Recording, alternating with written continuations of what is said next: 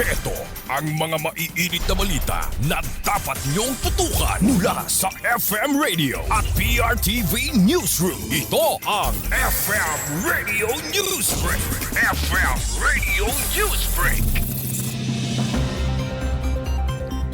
Magandang hapon mga ka-Vibes, narito na ang mga maiinit na balita para sa ating FM Radio Newsbreak. Tiniyak ng palasyo na sapat ang supply ng fuel at mga pangunahing bilihin sa bansa sa kabila ng pagtaas ng presyo ng langis sa pandaigdigang merkado dahil sa tensyon sa Middle East. Ayon kay Palace Press Officer Claire Castro, hindi kailangang mag-panic buying ang publiko dahil sapat ang supply ng fuel at basic commodities habang patuloy na minomonitor ng pamahalaan ang sitwasyon sa merkado. Sinabi naman ng Department of Trade and Industry na wala pang nakikitang hindi pangkaraniwang paggalaw sa presyo ng mga pangunahing bilihin. Pinayuhan din ang publiko na agad i-report sa DTI at Department of Energy ang anumang hindi makatwirang pagtaas sa presyo. Nagbabala rin ang Department of Energy laban sa mga gasolinahang magpapatupad ng hindi otorisadong dagdag presyo habang pinaigting ang inspeksyon katuwang ang Department of the Interior and Local Government at Philippine National Police upang maiwasan ang hoarding at profiteering.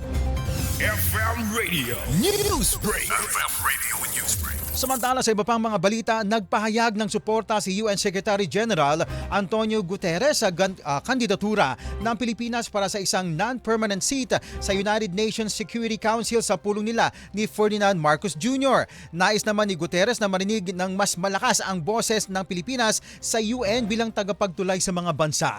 Gaganapin naman ang halalan sa June 3, 2026. Pinuri rin ni Guterres ang Pilipinas sa pagtataguyod ng kapayapaan at demokrasya at nagpahayag ng suporta sa pamumuno ng bansa sa Association of Southeast Asian Nations Summit. Ibinahagi naman ni Marcos ang mga pag-unlad sa Bangsamoro Autonomous Region in Muslim Mindanao at nagpasalamat sa suporta ng UN naman sa rehiyon. FM Radio Newsbreak. FM Radio Newsbreak. At sa ating panghuling balita, naghain ng panukalang batas si Laila de Lima kasama ang 41 pang mambabatas upang tukuyin at parusahan ang karahasan laban naman sa kababaihan sa politika o violence against women in politics. Sa ilalim ng House Bill A393, layunin nitong gawing krimen ang pangaharas, pananakot, gender disinformation at online abuse laban sa mga babaeng kandidato at lider. Sinabi naman ni Laila de Lima na hindi saklaw ng Magna Carta of Women ang ganitong uri ng karahasan na madalas nangyayari tuwing panahon naman ng eleksyon.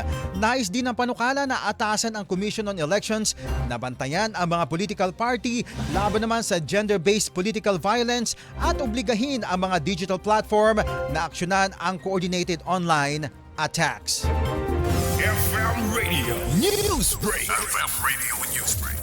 At yan mga ka-Vibes ang buong kalipunan ng ating pagbabalita para sa ating FM Radio Newsbreak. Ako po si Cherubim Ganaden, magandang hapon.